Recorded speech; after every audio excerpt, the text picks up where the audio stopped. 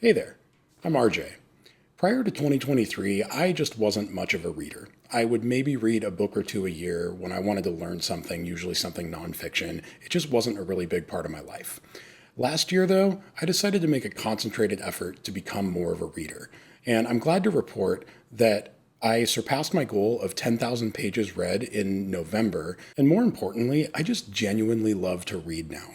Through this year, I've been really enjoying BookTube, and I've subscribed to a handful of channels that I've just binged like crazy. So I thought at the end of the year, it would be nice to try to contribute myself and talk about some of the strategies that have worked for me to become more of a reader this year, and maybe share some of my favorite reads as well.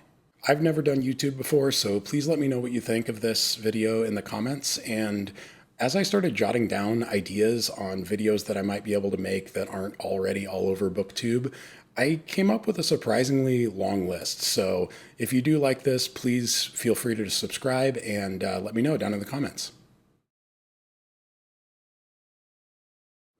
So to get this started, I thought I would just talk a little bit about how this actually came about. So when I was holiday shopping at the end of the previous year, I found this really sweet Goosebumps shirt, which surprisingly doesn't get as many comments as I thought it would. On the bright side though, when it does get a comment, I know that person's really cool. Once I started wearing it though, it just got me thinking about how I used to be such a voracious reader as a kid, and I never read any books anymore. So I went down some internet rabbit holes just sort of curious about this subject, and I was surprised to learn that it's a really common problem these days. A lot of people were talking about our shortening attention spans being a big factor, which made a lot of sense to me. As a millennial, I was maybe the last generation that grew up in a period before computers were very common. I was born in '86, and home computers weren't a common thing until the '90s, and smartphones weren't a thing until the 2000s.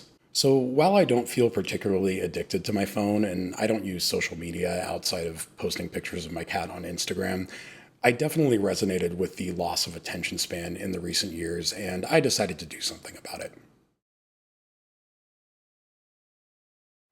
I won't spend too much time on this first point, but the simple fact is that brute force worked for me at first. So at the beginning of the year, I just decided I didn't like the fact that I wasn't a reader, and I just forced myself into it. I remember from Atomic Habits, which I really need to reread now that I'm reading a lot, that one of the best ways to pick up a new habit is to try to embody the type of person who already does that thing. So I was constantly asking myself, what would a reader be doing right now?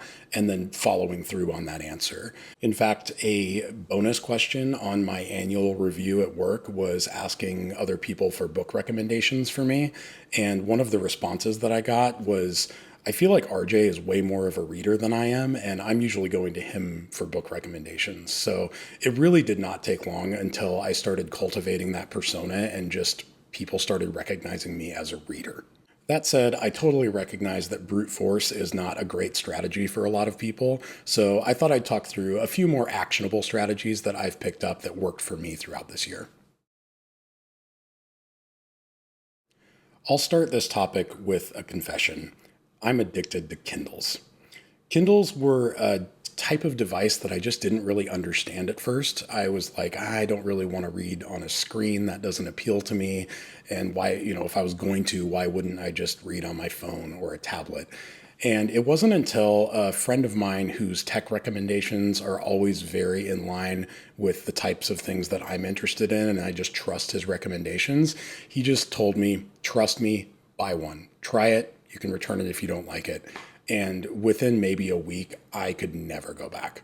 So I currently own a Kindle Paperwhite, which is my daily reader, as well as a Kindle Oasis, which I've recently retired in favor of the Paperwhite, but the Oasis was my ride or die for so long that I'm honestly having a hard time fully retiring it to the device graveyard drawer, and a Kindle Scribe, which I keep on my desk for taking notes and occasionally reading larger format PDFs or documents that don't convert down to a regular Kindle size very well.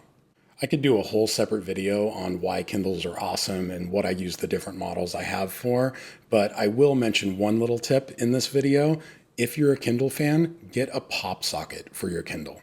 I don't know how this never occurred to me before, but I saw booktuber Haley Pham using one, and I just can't believe I missed this train. I got a MagSafe pop socket and a few MagSafe circle adapters for my Kindles and my iPads.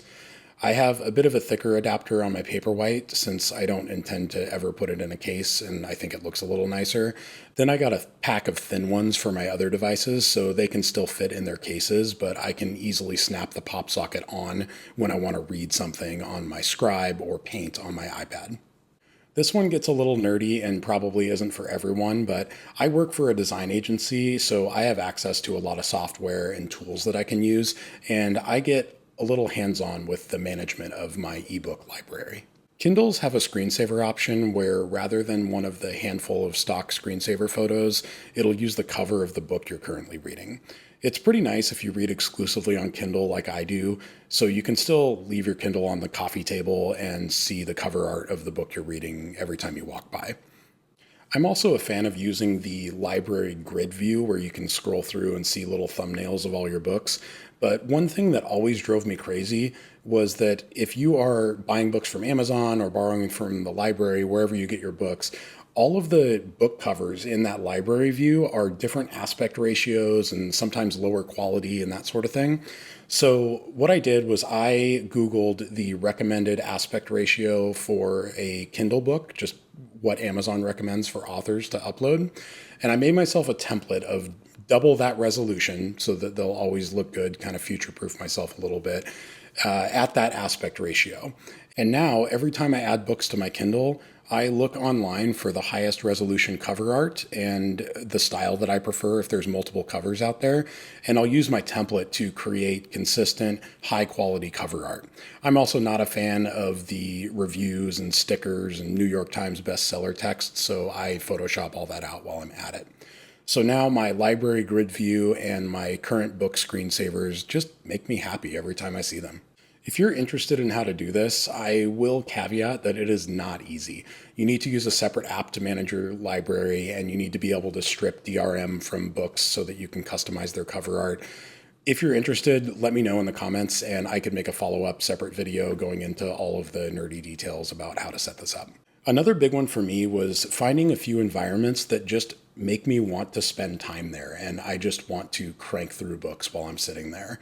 So this is, of course, going to vary from person to person, but I would definitely encourage spending a little time experimenting with reading in different locations, maybe different ambiance, different sounds, music, white noise, that sort of thing. Just spend some time experimenting and find what you like best. One of my favorite spots is just lounging on the couch with my cat, where I'll usually have some classical music playing on the speakers throughout my apartment and a crackling fireplace on the TV, which incidentally is the best sound I've found to mask a cat licking themselves just out of your reach to annoy you while you're trying to read. Another favorite spot of mine is one of a few more chill bars and breweries around me, just enjoying the ambiance and music. I live in the Ballard neighborhood of Seattle, and I'm lucky enough to be surrounded by choices. So I've found a couple of specific places that are almost more of a coffee shop vibe that just play relaxing music and are almost never too wild. And one more spot I really enjoy is the rooftop deck of my apartment building. It's usually pretty empty, easy to bounce back home if it gets busy or noisy, and I like to use a little lunchbox cooler I found on Amazon to pack a few rainies for the outing. One thing I didn't expect to get into that ended up being more approachable just from the start than I thought it would be is book clubs and events. So I'm in a book club with a handful of people in my apartment complex, and when I joined our group chat app, the only channel that I didn't mute was books, and I just started following along and ended up joining their book club. It's more of a traditional book club where we just all pick a book that we'll read once a month and we'll get together and just have a few beers and chat about it. It's also given me the opportunity to start a spreadsheet, which doesn't have a ton of data yet, but tracking our reads and spitting out stats like the percentage of BIPOC and LGBTQ authors we're reading, percentages of people in the book club who are suggesting books, and other fun stuff like that. I've also been attending a monthly meetup that's less of a traditional book club concept called Silent Reading Party. And this thing is awesome. It's once a month they will post on their Instagram selected few locations around my area. They're usually like a bar or a restaurant that would have like a big open patio area. And you just bring your own book, and it's a 2-hour meetup where the first half hour you can optionally socialize, talk about what you're reading. The middle hour is silent reading. They make an announcement that it is now reading time, and everyone just shuts up and reads their book for an hour. And then the last half hour is, again, optional socializing, or you can just bounce if you're done. And it was the coolest vibe. It took a little bit for me to get used to. It's just not, I'm not used to being around a bunch of people, but having everyone silently reading. But once you get in the vibe, it's just super cool.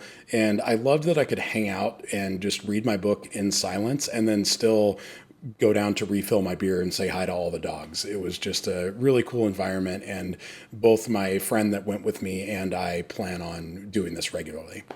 So as I mentioned earlier, in the past, when I did pick up a book, it was almost always nonfiction. I would have something that I wanted to learn, and I'd just get through that topic and call it good. And this year, I've been experimenting with branching out a little bit more into the fiction world, and I have been loving it. It's just sort of this ability to sink into this new world, and the fact that it's not on screen and I kind of have to engage my imagination and visualize it makes it just even more engaging than watching movies. So embracing fiction has really helped me pick up my reading. I'll talk about the app I've been using to track my reading a little later on, but looking at my stats, I ended up at 43% fiction last year, and I really wouldn't be surprised to see that number jump up next year. One benefit to reading digitally is that it's really easy to highlight passages and just things that you want to remember down the road. And on a Kindle, it's easy enough to pull up a book and go into the settings and review your highlights for that book.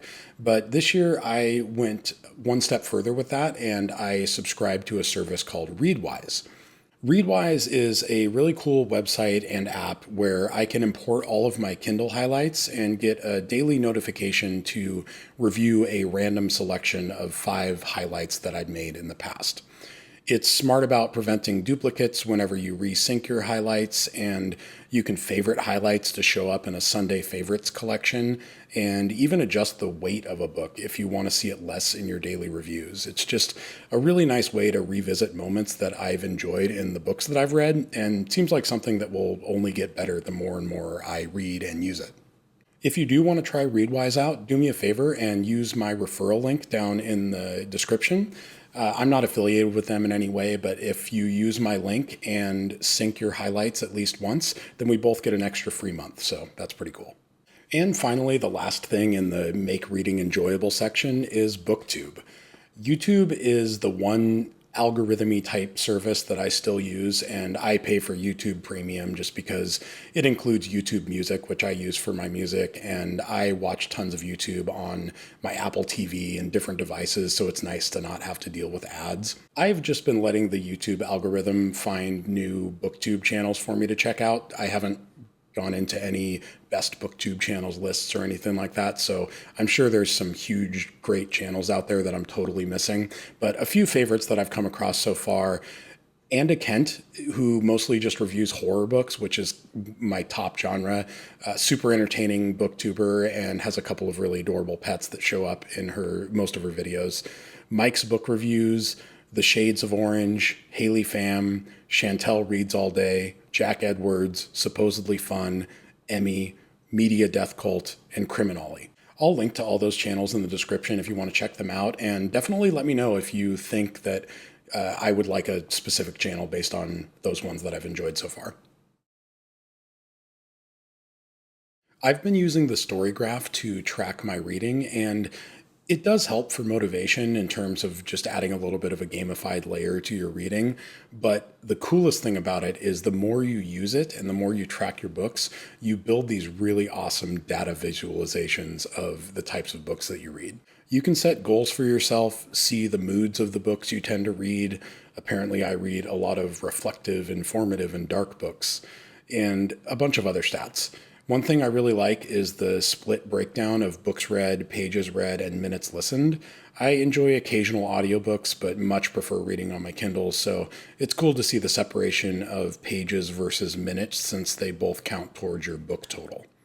The Storygraph's elevator pitch is that it is a non-Amazon, Black-owned Goodreads alternative, and on a high level, it is very similar to Goodreads. I would say the biggest difference between the two is that the Storygraph focuses more on your own analytics and building out these cool charts and graphs that you can review about the books that you've read, and less on the social aspects and features of Goodreads, which appealed to me more. I never really used those features, and now I have a few friends on the Storygraph from just random people that I've recommended it to, but honestly, I don't even know how to look at what they're reading. I will say the only thing about the Storygraph is I just want to pull a Sean Parker from the Facebook movie The Social Network. Drop the. Just Storygraph. It's cleaner. But other than that, it's totally awesome, and I definitely recommend you check it out. The Storygraph also has a nice tagging system, so on top of the tags that are already part of the book's metadata in the system, you can add your own custom tags. I'm a complete digital hoarder, so I have thousands of books on my Kindle and in my TBR list, so these custom tags help me pare down that a bit by having tags for books that actual humans I know have recommended to me, and other ways to sort through the clutter and figure out the next thing I want to read.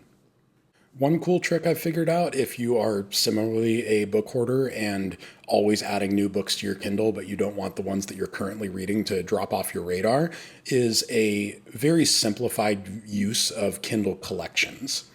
I've used collections in the past more extensively, similar to how I'm using tags in the Storygraph, but it got pretty tedious to manage on a slower device, so I killed that idea and instead I created a single collection that I just call Bookshelf. The stuff that I put in Bookshelf doesn't follow any categorization, it's just the pile of 100 or so books that are on my near-term radar. I tend to bounce between a handful of books just depending on my mood and what I feel like reading, which is a habit I want to keep because it does encourage me to read more.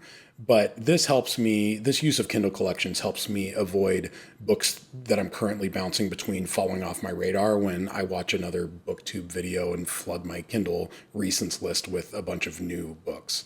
I like using my Kindle as mostly a disconnected device. In fact, I keep it in airplane mode most of the time, and I don't want to have to rely on an app to track what books I'm currently bouncing between and pull up an app to figure out what I want to read at any given time. So this use of Kindle collections just allows me to easily have a pile of books that I can grab between depending on my mood, and then I use the Storygraph and its tags as more of a once in a while long term when I'm trying to figure out what to add to that collection next.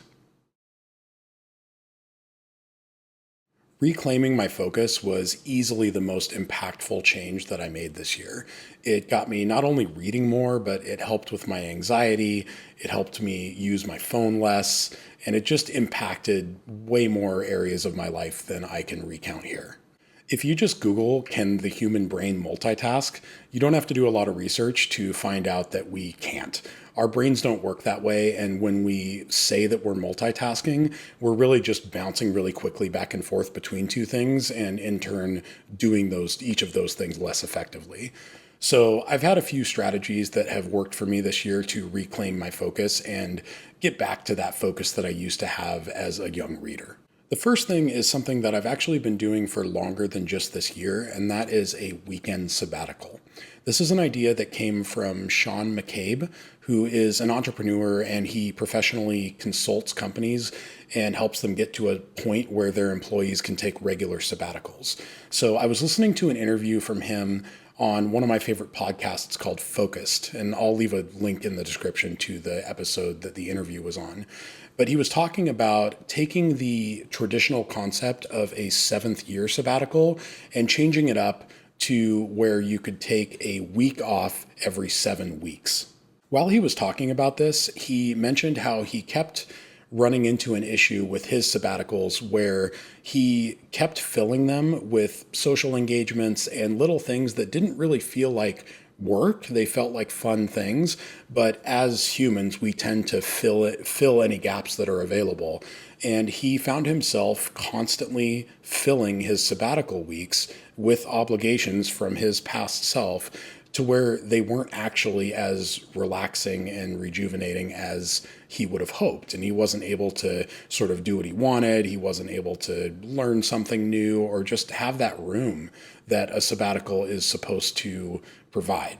And he also acknowledged that most people have what the Focus podcast would refer to as a jobby job, which is like me. You work a sort of typical 9 to 5, you have an employer to report to, and you can't just go tell your boss that you're going to take every 7th week off. So his idea for a weekend sabbatical is simple. Just one weekend a month, you block off on your calendar as your weekend sabbatical.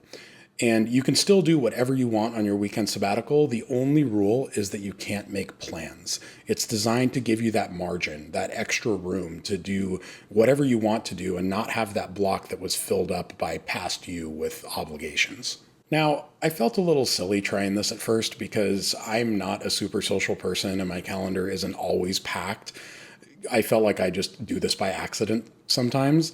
But I thought it was an interesting concept, so I thought I'd give it a try. And I started booking the first weekend of every month as my weekend sabbatical, just in case I have to move it for something super important that comes up. But I can always make sure that I'm doing it at least once a month. And I did this for quite a while, and it didn't really feel like it was making that big of an impact in my life. And so I let it slip a couple of months during the summer when things were getting a little busier. And wow. That was when I learned how much of an impact this actually has in my life, because after those couple of months that I let it slip, I was absolutely drained. So I make sure to make this a priority now. I keep it on my on the first weekend of every month in case I have to move it. But in general, I just try to respect that block and keep it on my calendar. And usually it doesn't even end up being a conversation with people. Like, if we're making plans to hang out, I'm just busy that weekend and I can't do it. But even if it does become a conversation, usually the response when I explain what a weekend sabbatical is and the impact that it's made for me, the response is almost always, man, I should do that. My weekend sabbaticals have really helped with both giving me extra room and margin to read and hang out, as well as recharge my social battery. So like I mentioned, there's no rules other than you can't make plans, but for me, it tends to be my introvert weekend. And one aspect of the weekend sabbatical that I didn't anticipate was the amount of relief I get throughout the week when I see it coming up. So I'm someone who lives by my calendar. I can't remember anything. So I'm pretty detailed about making sure everything that I'm going to do is on my calendar. And I never really thought about this before I started doing my weekend sabbaticals, but when I have plans coming up and I see those on my calendar every time I look at it, which is multiple times every day, I see, oh, I'm hanging out with this person on Saturday, and I kind of get this little moment where I'm starting to get mentally prepared for that. And it's almost a little stressful, even though it's a fun social engagement, but I have to start kind of building up that mental energy to hang out with people. And on a similar vein, when I see my weekend sabbatical block coming up, every single time I look at it and see it on my calendar multiple times a day, I just get relief just knowing that I have this room coming up. So I wasn't expecting that benefit, and it was something that I never really thought about before I started doing my weekend sabbaticals, but that's been one of the nicest changes. So I definitely recommend giving it a shot, seeing if it has a similar impact for you, and I hope it works out. Another practice I adopted this year was something that I picked up from a book called How to Break Up with Your Phone by Catherine Price.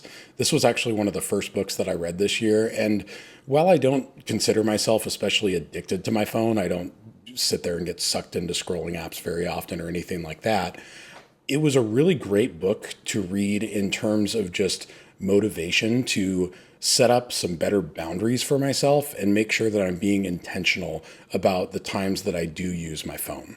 So in the book, she outlines a full 30-day detox plan, and I didn't follow the whole plan, but along with using the prompt to spend some time setting up focus modes with automatic schedules and reining in the notifications I allow to go to my watch, which is almost nothing, I did start regularly practicing what she calls a phone detox. She recommends a 24-hour detox period once every month where you turn your phone off on, say, a Friday night and don't turn it back on until Saturday night. I ended up liking this so much that I now do slightly longer than 24-hour phone detoxes. So I'll turn my phone off on a Friday night and won't turn it back on until Sunday. That way I can enjoy all of Saturday from when I wake up to the point I go to sleep completely off the grid. The first detox I did a full screen detox. So no TV, no phone, no computers, no screens, except for my Kindle, which I don't consider a screen in this context. And it was nice, but a few things got a little tedious. So like if something occurred to me that I wanted to jot down on my to-do list, I needed to write that down on my Kindle Scribe. Or if I wanted to listen to music, my record player was my only option. So just 20-minute bursts. I didn't have any white noise or anything like that I could use. So after that first one, which I'm glad I did to get the experience down, for future detoxes, I've been catering it a little bit more towards whatever my goals are at that time. So I've been focusing on just the goal of regaining my focus to allow me to read more and just live my life in the moment. So rather than doing an entire screen detox, I've selectively brought a few things back just to make those detoxes a little bit more convenient for me. So what I did was I took my iPad mini and I completely stripped it of everything that it had on it at the time. So I uninstalled all of its apps, I disabled all of the messaging features, made it just a completely offline device. And then I started selectively installing and enabling apps that I felt were okay for me to use during my phone detox period. So I installed YouTube Music so that I could play music on my HomePods and have that in the background throughout the day, and installed Dark Noise, which is the white noise app that I use and really like. And sort of set it up as a home control device. So it's not actually connected to the outside world at all, but I can use that just for little conveniences around my apartment.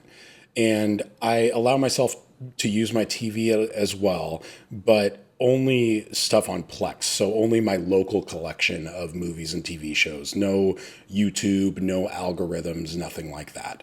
So I stripped everything down and made my detoxes a little bit more convenient for me. And by doing that, I have been doing them regularly, at least once a month. Funny enough, adjusting that detox plan to allow myself TV time and certain screens actually helped me rein in one of my worst habits that I've been wanting to work on, which is watching a movie or a TV show and then getting pulled into something on my phone and having no idea what I watched for the last 20 minutes. So being able to use my TV and watch movies and TV shows on Plex while I'm not allowed to grab my phone really helped me regain my focus, and I've been able to enjoy movies and TV shows a lot more now. So I do a phone detox once a month, but I don't schedule it like I do my weekend sabbaticals. They just kind of happen when I feel like I need to, and they do also tend to happen on the same weekend because it's just a convenient time to do it. When I first started doing my phone detoxes, I was initially worried a little bit about being completely off the grid for 24 hours. It just didn't feel super responsible if like an emergency came up and no one could get a hold of me, something like that. So I did some thinking about this, and I reflected on the fact that I am just not an outdoorsy person and I hate camping, but normal people go camping occasionally. And like, it's a really normal thing to be off the grid for a day or two. So I sort of think about my phone detoxes as my version of camping, where I can actually be off the grid, enjoy some solo time, but without all of that outdoorsy stuff.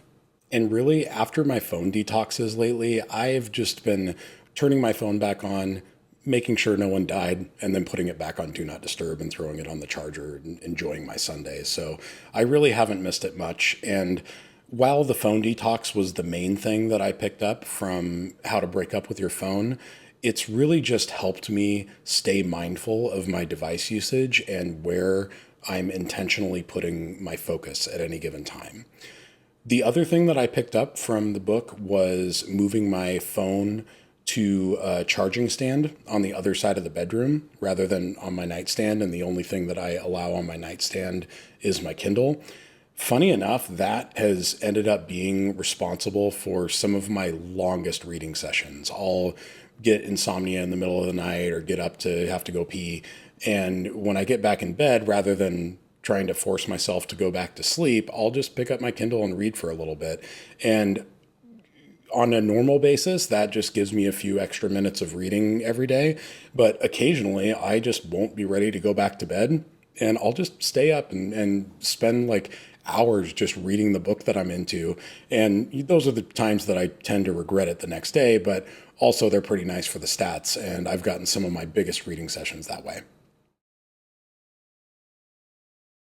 So that was a ton of really heavy information, and I thought it'd be fun to wrap up the video just by passing along a few recommendations of some of my favorite books that I've read this year. I've been really into sci-fi, and by far my favorite read this year was Project Hail Mary by Andy Weir. I don't really want to tell you anything about Project Hail Mary because it's a fun book to discover what's happening along with the narrator in the beginning. So I'll just say that even if you're not a sci-fi fan, I have a hard time imagining anyone can't find at least something to love in this book. And if you're a sci-fi fan already, it is a no-brainer. It's the same author that wrote The Martian, so if you watched The Martian or read the book and enjoyed it, it's similar vibes, but just way better. And there is an aspect of the story that lends itself really well to the audio format. So if you're a fan of audiobooks, it is the best audiobook I have ever listened to by far. It's narrated by Ray Porter, who is just a fantastic narrator, and you cannot go wrong. Just read it. Another 5-star read for me this year was Wool by Hugh Howey. I first learned about this after watching the Apple TV show Silo that just dropped its first season. And after watching this first season, I was just dying to know more about this world. So I was really happy to learn that it was based on the Silo book trilogy by Hugh Howey. The 3 books are Wool, Shift, and Dust. And I started with Wool, and the nice thing about Wool as a companion to the TV show is that even though they chop things up a little bit differently, the main arc of the first season of the TV show wraps up only about halfway through Wool. So if you enjoy the TV show, just reading Wool, you still get a ton more of this world to experience, and it's a super enjoyable read.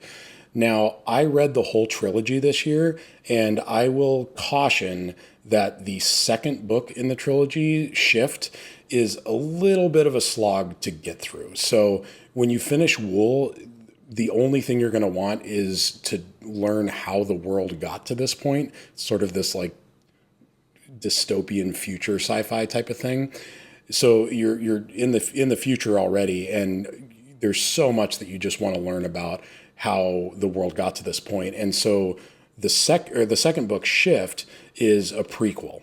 And a prequel is super welcome. It's awesome to learn more about this world. It just was a little long for what it is. It's almost as long. Actually, I think it might be a little bit longer than Wool. And the main characters in the story arc just isn't quite as interesting.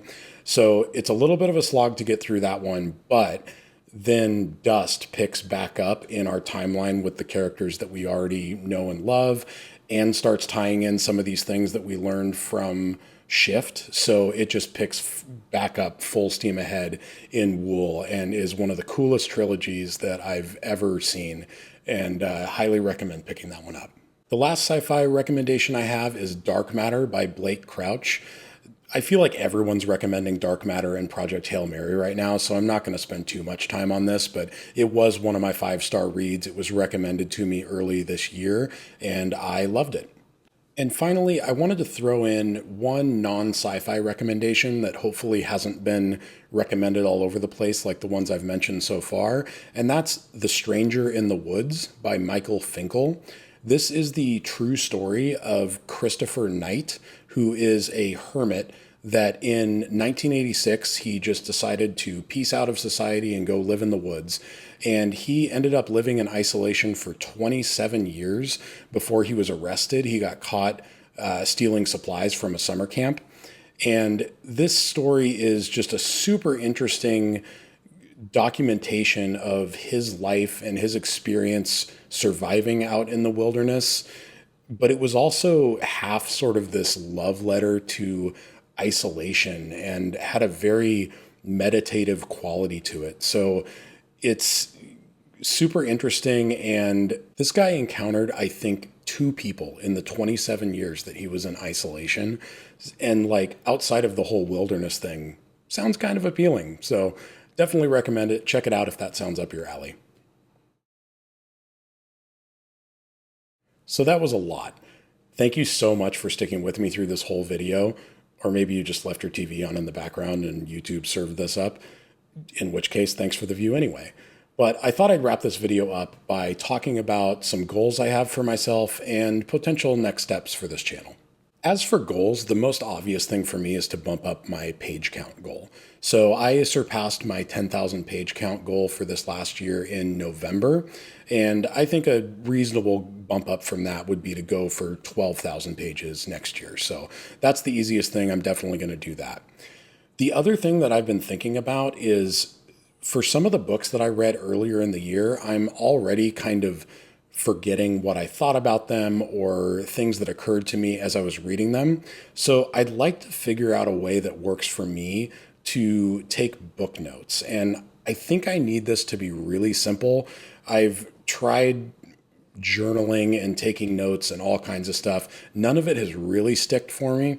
So I think that I need to probably just very simply start jotting down notes on my scribe as I finish books or as I have thoughts when I'm reading them and keep that going. I went down some YouTube rabbit hole on this subject, like how to keep book notes, and all I could find were just these crazy, extravagant, like bullet journal type spreads and stuff that I'm just never going to do. So I think I need a very simple book log on my scribe that I can just jot down thoughts as I go. But definitely let me know in the comments if you have any suggestions along those lines, because I really hope to figure that out in the next year.